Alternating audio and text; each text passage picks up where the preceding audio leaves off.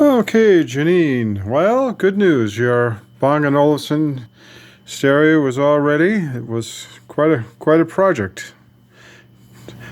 After a year, I finally got to it. Took care of it there. So just open up the glass there.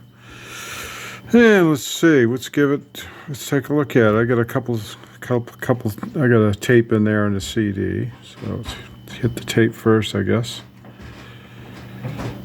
And did I hit tape? No, I didn't hit tape.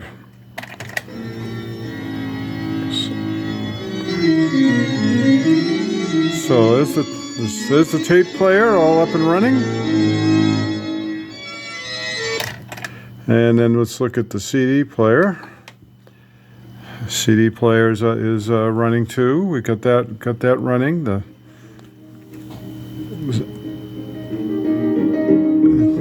The issue with the CD player was a laser unit in there. Fortunately, I found one. So the problem with the tape deck was turn that down. The problem with the tape deck was just the belt. I actually wasn't really sure because. So I had to get the motor running, manually first and all that. It turned out it was all fine. So there you go. I also, whoops, door closed. I also took care of one of the doors. One of the doors was needed to be repaired, so I took care of that. So, all in all, I think it came out pretty well. So a success story. So your speakers are here.